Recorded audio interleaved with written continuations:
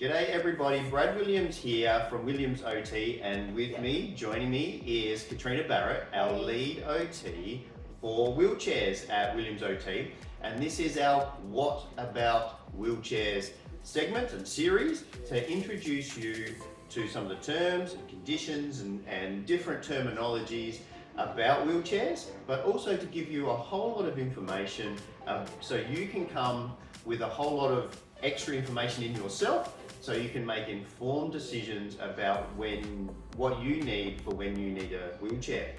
Kat, we did the intro video. Yep. And we had the power wheelchair and the manual wheelchair, one of which I'm sitting in here. One of the questions that I know that we get quite often is, how would I make the decision about a manual wheelchair versus a power wheelchair?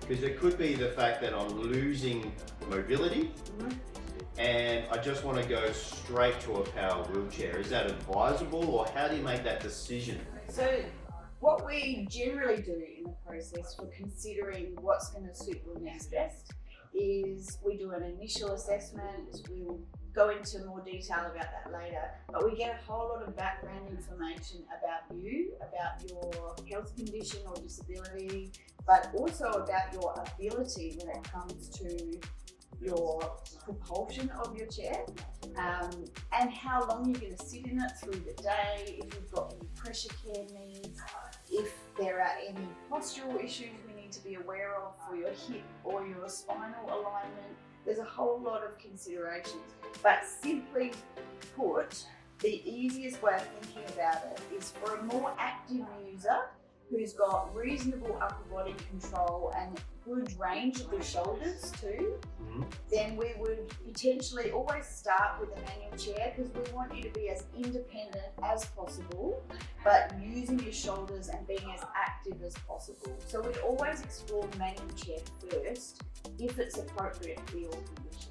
Why is it important to stay mobile? Like, we hear that quite often, that the OT or the physio wants to keep you active. Why is that important, and why wouldn't you just go to something that, if you've got to be in a wheeled device, something is just powered and basically drives you, and you don't have to use your shoulders? I suppose the reason for it is that even when you're sitting upright in a manual chair like this, like Brad's demonstrating here, you're using a certain amount of upper body control, your core muscles are working, even if you're reaching, and propelling the chair, you're using your shoulders, you're using your upper body, and there's a whole lot of maintenance of your core muscles that happens just by sitting in a chair and controlling it. So as soon as you move to a power chair, although they have heaps of benefits,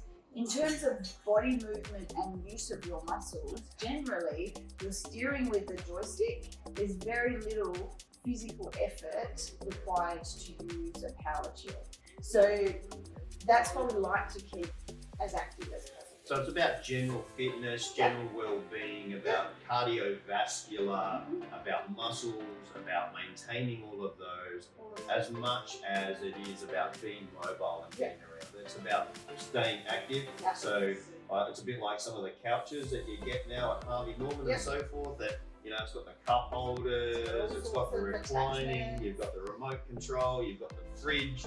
You wouldn't get up off that couch, but you know what was going to happen to you if you don't get up off that couch. You're going to get larger, you're going to get more unhealthy. So it's a lot of those elements that go with it as well. And what we should mention as well is how portable manual chairs are. When you're transporting a power chair, you've got a lot more to consider. It's much bigger, it's much heavier.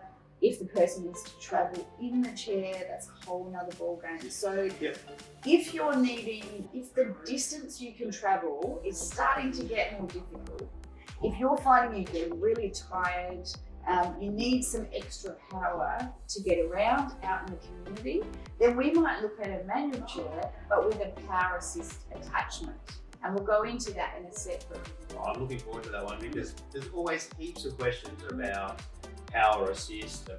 What is power assist to start off with, but you know, how can we make a manual chair more easy to push around and get out and about, whether it's a motorbike wheel on the front or an extra jockey wheel at the back. We'll go into those type of things later on. But another big component that I can see just now from my perspective, just sitting here, is that the footprint, the actual size of this chair compared to the size of that chair is a lot more compact. Yeah. And for a powered chair, this Permobil chair is actually quite compact in design, in the base design, but it is still larger, it's still longer in terms of its footprint. It's wider too. And it's wider.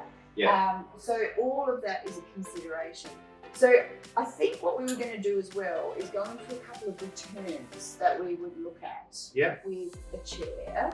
So we'll just switch topics slightly. So with Brad demonstrating this rigid frame chair, what we will often talk about, and I might switch sides in a second. So what we can see here is that Brad's knees are nice and tucked in, his feet are on the foot plate. And to be honest, it's not quite long enough for him. No. His leg length is a little bit long for this chair. And I'm actually, my knees are up a little bit high too. I've got no support underneath this bit, but so it's a demo chair. It's a demo chair. So that is something that we look at. We talk about a couple of key terms. So when we're talking about the main push rims, we're talking about the larger wheel here. That's where you're grabbing to propel. There are all different types of push rims we can fit. When we talk about the foot plate position, generally we're looking at keeping the angle of the ankle. Sorry, I'm not sure you you can get see that. it See that in the picture? in shot. Yeah. There we go. Okay. So generally what we're looking for is to keep the angle of your knee and the angle of your ankle at about 90 degrees. Obviously, Brad's are not quite in that angle at the moment. They're a little bit over. So, but we talk about the hanger angle. This is the hanger, the foot plate hanger. This angle, we can actually bring out your feet back in like that comfortably. Then we would actually position that foot plate further forward. Now with this particular chair, because it's an active chair, there are no armrests. But what this one features is it's got a clothing guard, which has a bit of a guard over the top of the wheel. So it's nice and comfortable. You're not going to get anything stuck in there like clothing or whatever. And it protects your arm and your clothing from getting stuck in the wheel. With this particular backrest, this is a folding backrest. So underneath here we have a strap. You pull that strap and it flips forward. That's particularly important for transporting the chair. Apart from that, just look at the backrest part just before you do, sorry. This is nice and low, and that allows Brad to bring his shoulders back and give the wheel a nice big push. So he's using his full shoulder range to be able to do that. So we can specifically plan the height of that backrest and allow you to do that. Okay, we're spinning around once more. I guess what I can say, even though this is a demo chair, this is nice and snug in my lumbar area. Yeah. I feel well supported, even though I've got no shoulder support. So, But I feel really well supported through this area because it's sitting beautifully underneath my shoulder blades. My shoulder blades feel like they're sitting on it. So ideally it should sit just under your shoulder blade or your scapula as we call it. So just underneath there, that gives you really good lower back support, but it means that your lower back and your hips are nice and stabilized, so it allows your shoulders to work as efficiently as possible. Very good. So apart from that, I'll just point out these brakes. These are scissor lock brakes, so they go sideways rather than the traditional push to lock brakes.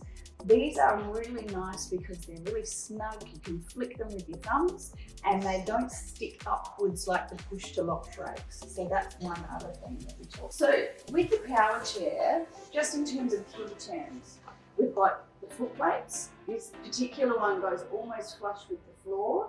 We talk about the calf supports and the amount of lower body support. We've also got the joystick controller, which can be flipped outwards. I don't know if you can see that in this shot, but that can be pushed sideways to get out of the way when you come up to a table. You've got your armrests that flip back. Then we've got, this particular chair has got a specific type of backrest, which provides some extra lateral support either side of the trunk. And then you've got choices of headrest as well.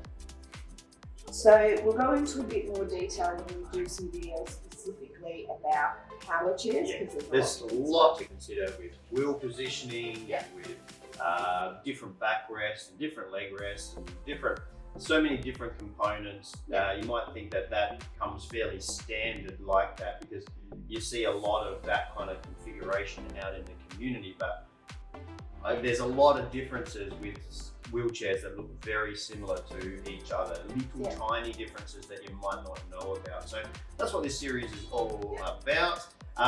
Again, a shout out to Extra Care for letting us demo a whole lot of things here and bring this educational series to you about wheelchairs. This one here has been a little bit of the key differences between why would we go for a manual chair versus a power wheelchair. Kat, thank you very much again for this. Thank you. And I can't wait for the next one. I don't know what I'm going to learn next. So finish off today and we'll see as this series continues. Thanks very much. Thanks, guys.